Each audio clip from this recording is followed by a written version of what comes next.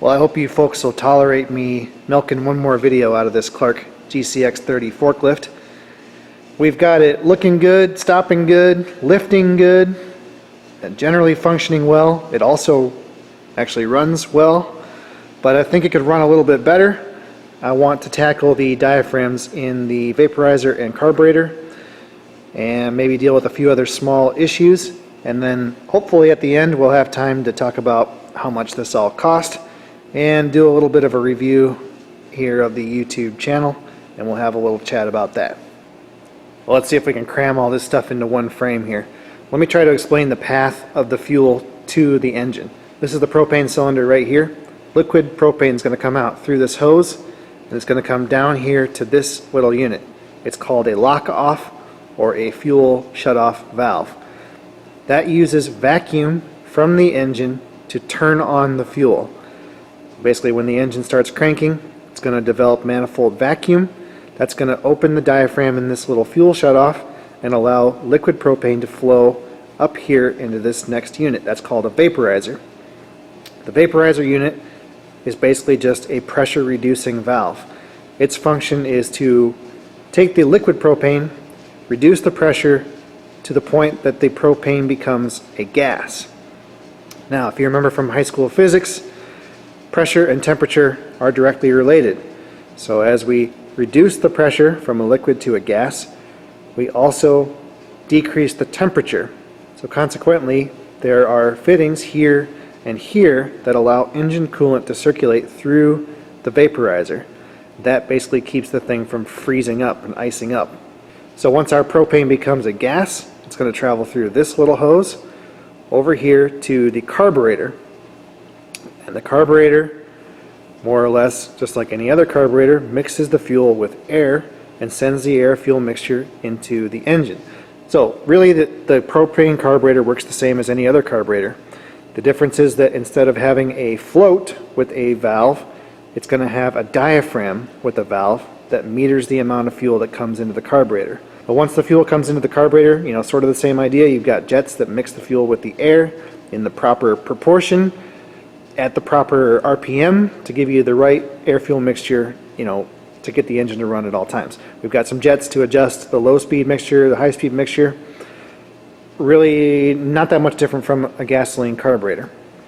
So I think I have all the parts that I need.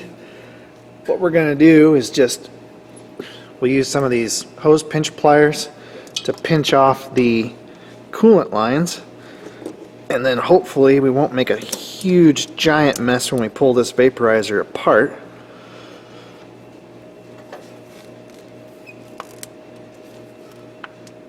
Okay. These are super handy, by the way.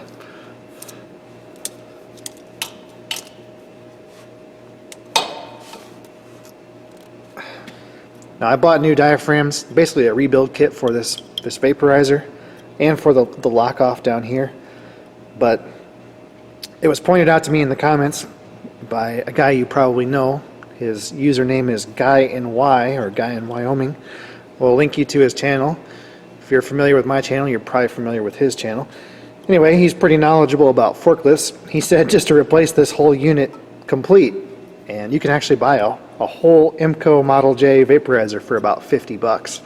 So if you value your time, it probably is not worth rebuilding. Well, I'm getting ahead of myself.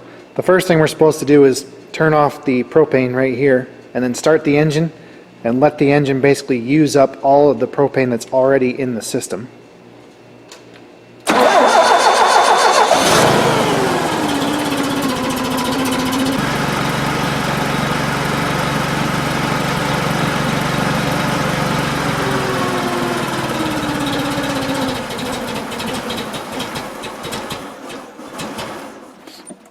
There we go. That took longer than I expected. It actually ran for over 2 minutes on just what was in the system already.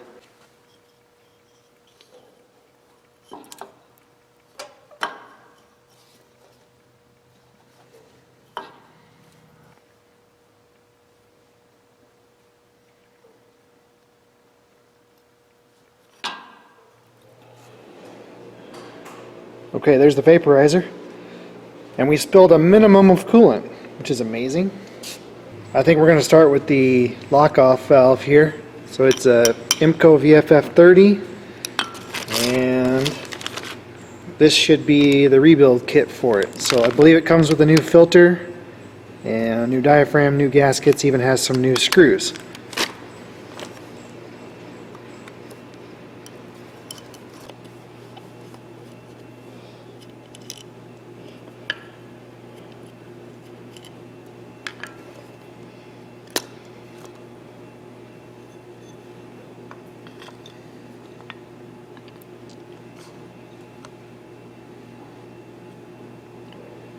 So it's a little bit scuzzy, but that should be on the dry side of the diaphragm.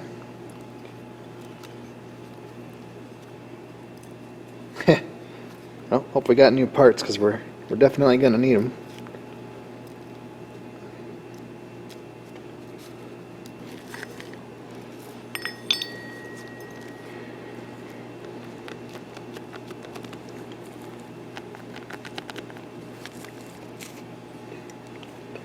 So this must be the vacuum side of the lock-off. So this would be our vacuum diaphragm. Yeah. Oh. Oh man. It's like working on a Japanese motorcycle. Steel screws and an aluminum housing. What could go wrong? Except they're not those stupid JIS Phillips head screws that always want to strip out.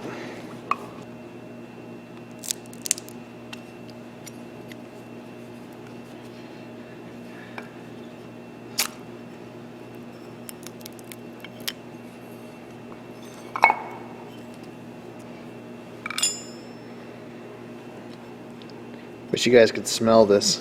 It's that propane smell.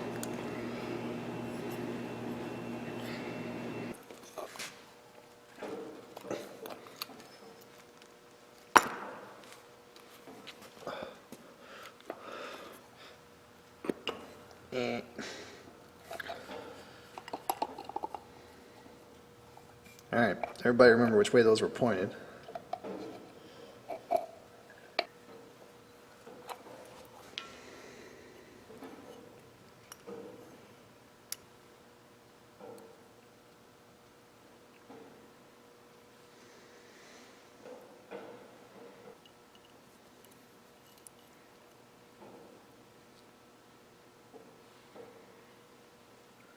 That's a little tiny seal, I guess, for the valve.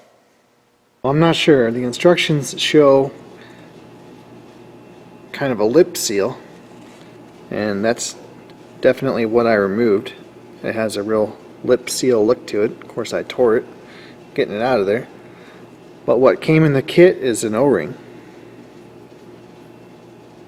So I don't know. I hope that's okay.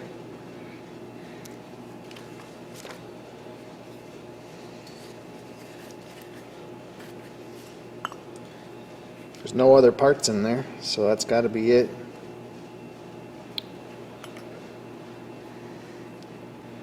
So I guess it's supposed to go in from the side, down from the top.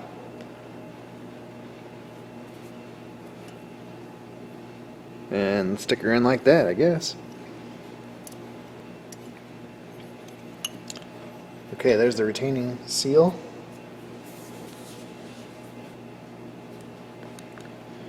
So there's our little pin.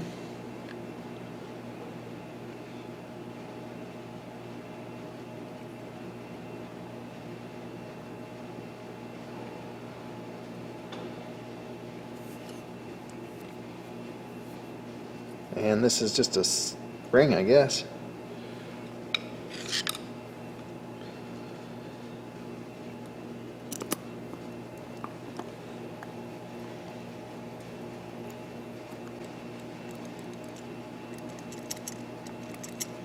Okay. Looks good, I guess.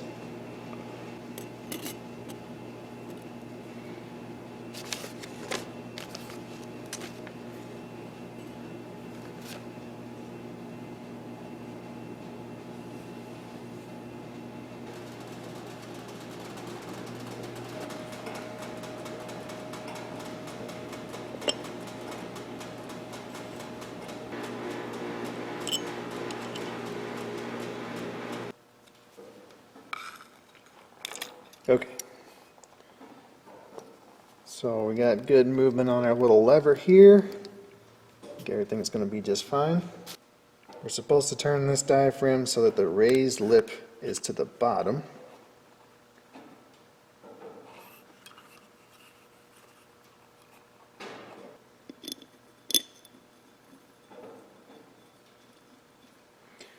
It's weird, they only give you 2 new screws for each side.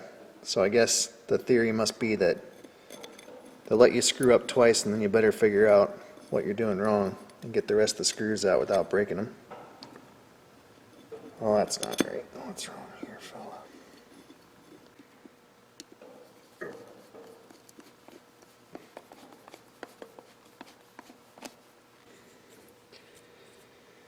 Well, the instruction book here gives us multiple warnings not to use Teflon tape anywhere in the propane fuel system. I guess they're worried about, you know, little pieces of it coming off and getting lodged in a screen somewhere or whatever. I don't know. Personally, I like to use Teflon tape for pretty much everything. And as long as you use your head, it works just fine. Okay, let's test this thing. So, fuel in. Should be able to pressurize this with our air hose and not hear a leak.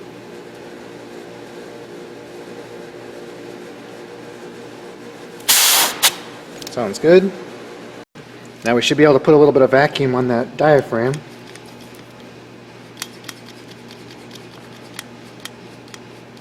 Like so.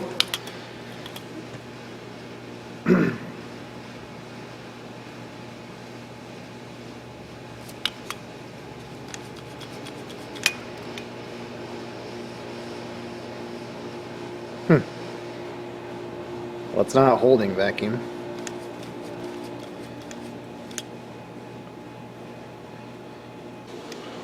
Well, I took it back apart, but I don't think I should have. We got a problem with our test equipment.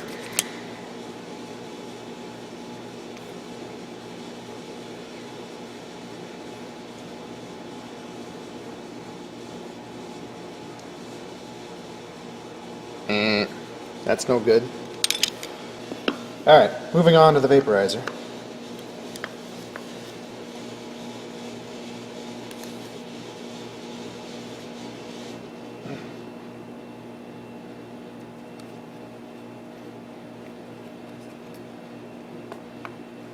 Okay, there we go. You have to slide this little hook off this little tab.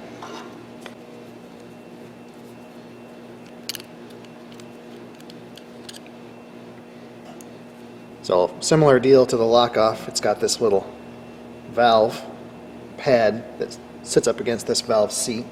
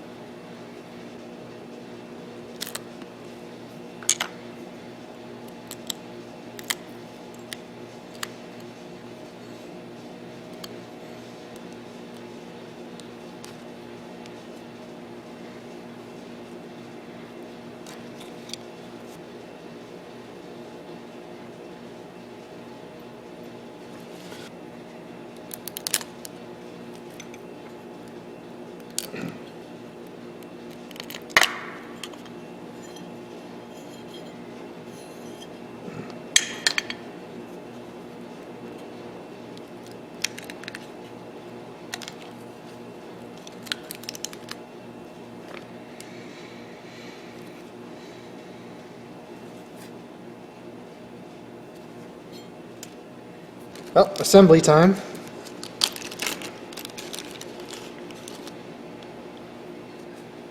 Got her all cleaned up. I'm actually kind of amazed how rough these surfaces are. I think they just die cast them and then drop them on a belt sander or something and clean them up. I suppose it works just fine. Got a little problem here.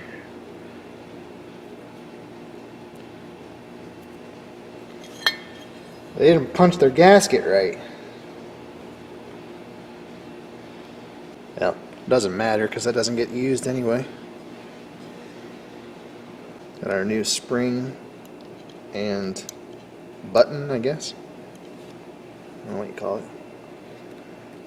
And then this diaphragm has a little metal plate. Pushes on that. Of course, it only goes on one way.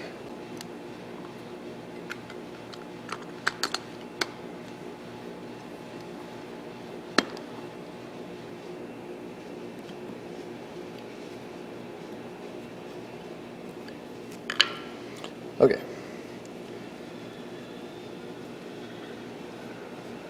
Okay, we've got a new valve and a new lever. So that's going to go like that. Drop our spring on here.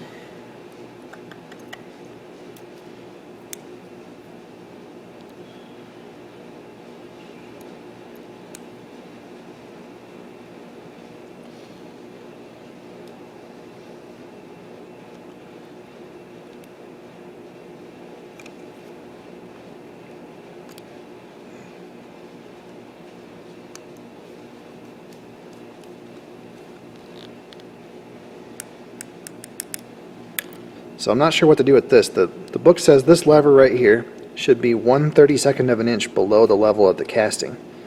And it's 3/16 right now. It's not even close. Well, the sheet says just to bend the lever a little bit, so that's what I did. I think it's pretty close. Leave it a little bit on the fat side because I'm sure that valve's going to settle down a little bit as the rubber kind of wears in. So, good enough.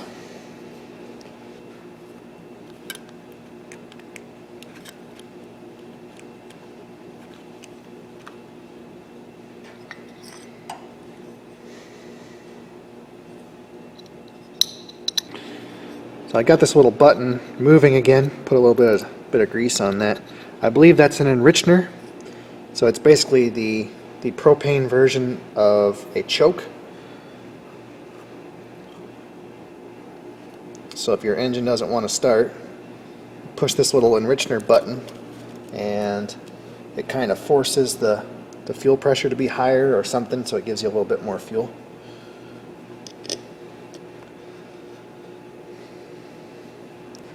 When I was a kid, my dad had this old white forklift, just an absolute pile of junk, and it would never start without the enrichener button, and usually you had to cup your hand over the carburetor to get it to pull enough fuel in to get started. The thing was such a pile of junk.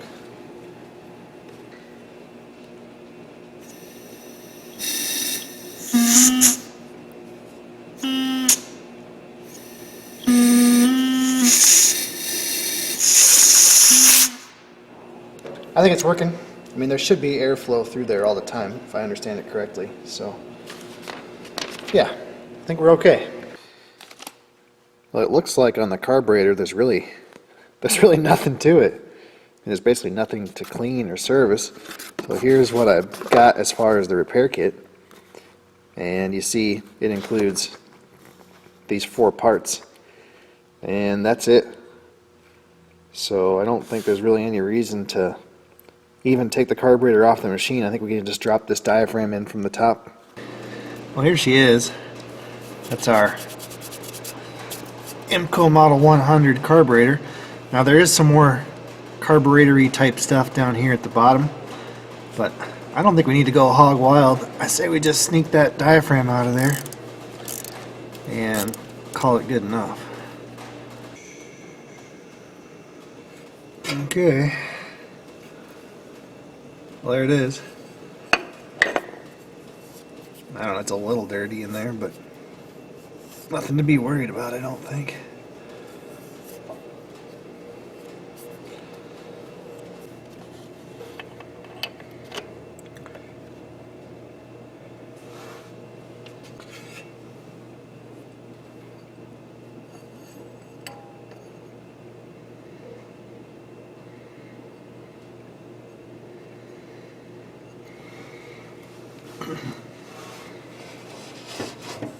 Oh, pretty tight in here.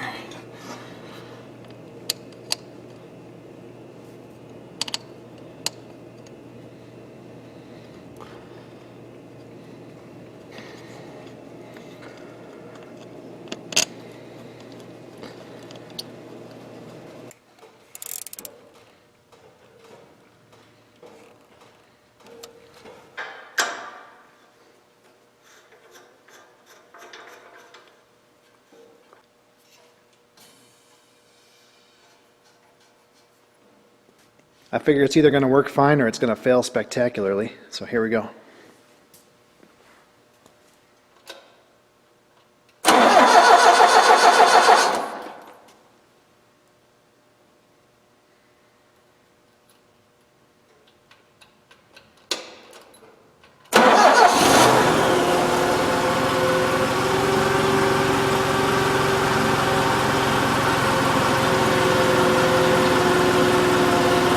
Sounds pretty good.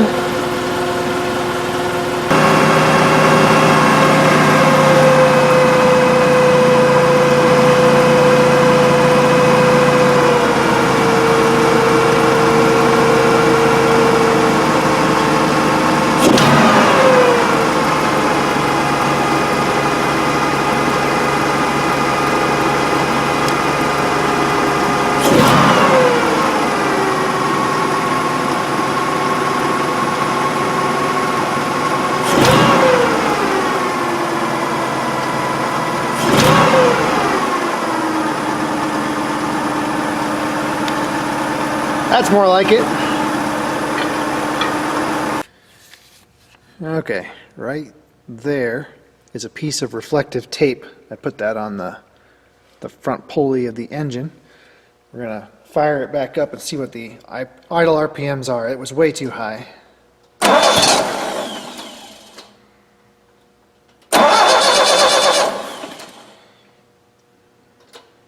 Come on, baby.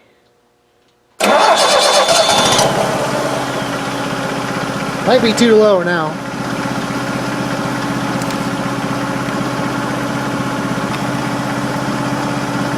Just about right.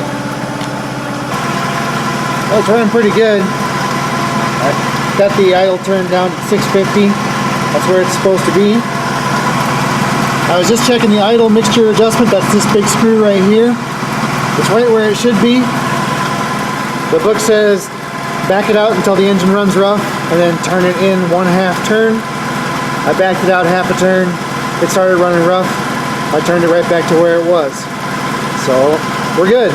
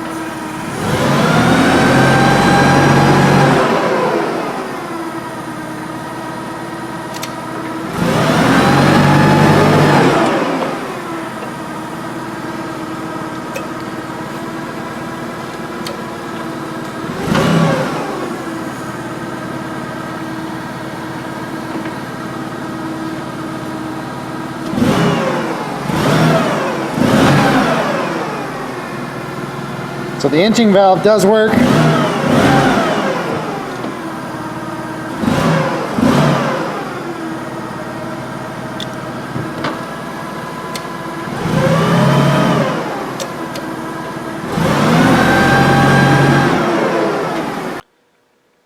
Alright guys, let's put a fork in it.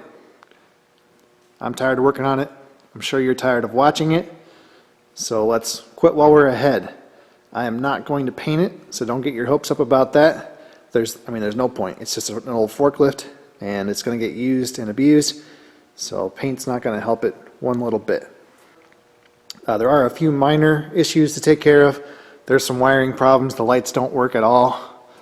One of the mirrors is broken, and then I talked up how great this seat was.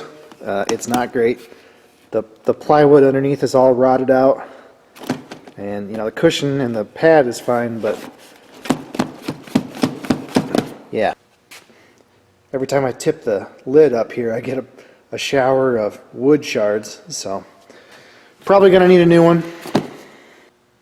A lot of guys were curious about cost, so I'm just going to come right out and tell you exactly what I spent. At the local Clark dealership, I bought the timing belts and tensioners, the brakes, springs, cables, brake master cylinders, that stuff, the cylinder seal kit, the diaphragms we just installed, the wheel seals, and some other, miscellaneous brake stuff. And I spent a total of $792 at the dealership. Filters, we replaced the engine, hydraulic, transmission, and air filter. That cost about $150. The rear wheel bearings, $73. The new battery and alternator, $175. The fluids, we replaced the hydraulic oil, transaxle oil, engine oil, and coolant. That cost about $180. The miscellaneous brake parts I bought from Summit Racing, that was about $35. That was those hoses and the master cylinder boots. So I threw in $100 just for miscellaneous hardware.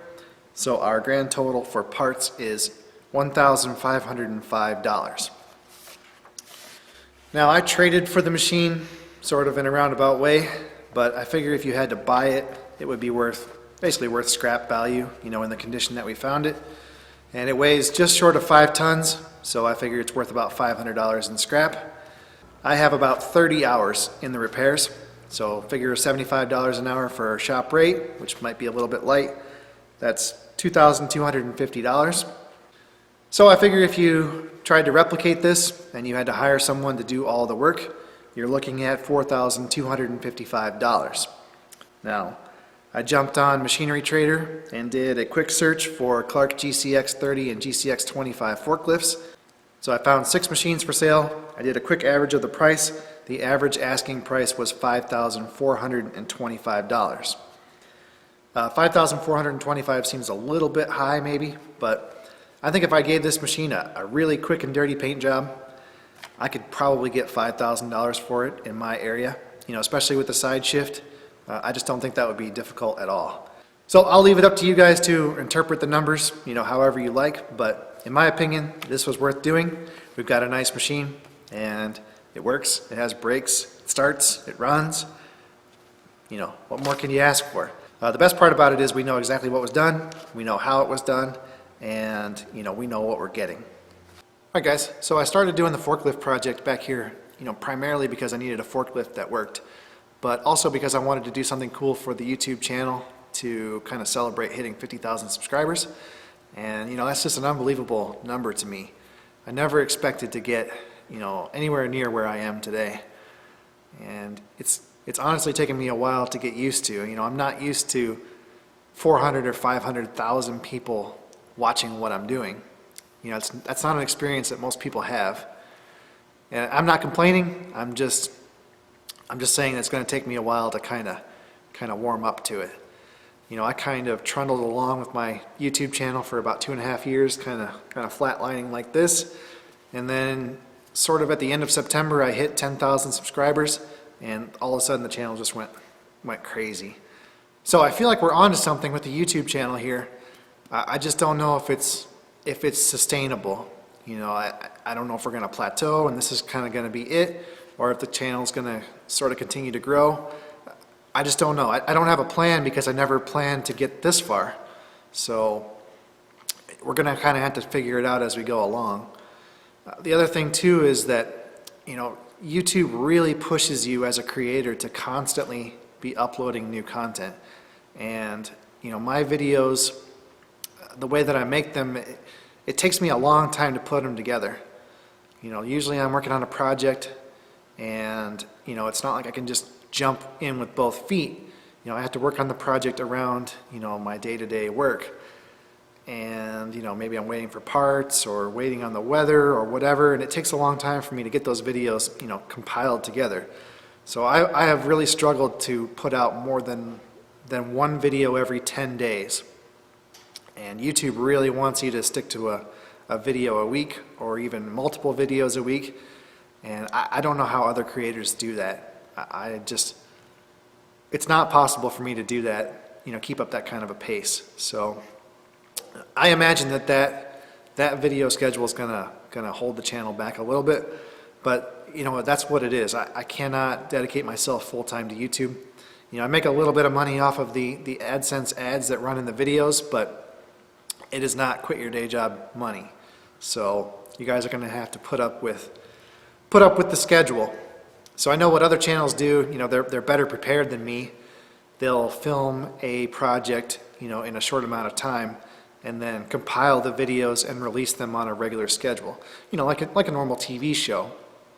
If you've ever watched I don't know, like a car show on Discovery Channel or whatever, that's how it works. They have a season that maybe has 20 episodes, and the projects get done in a very serialized fashion, and every week you're seeing progress. Whereas the way that I'm doing things now, you might see progress 2 weeks in a row, and then I don't work on it again for 4 or 5 months. And by the time I get back around to it, the people who wanted to see that project, they're gone. So I don't know what to do about that right now, but I'm gonna try to be more organized.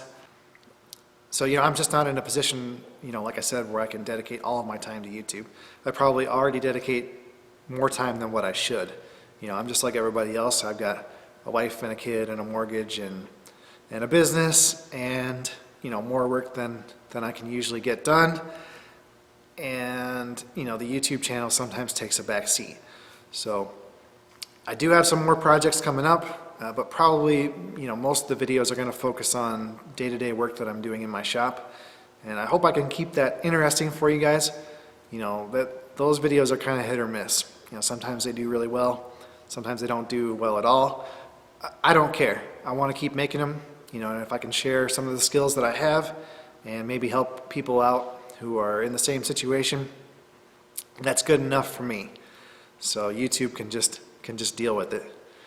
So anyway, if you guys have been around for a while, it's probably just a review, but if you're new to the channel, that's a little bit of a background.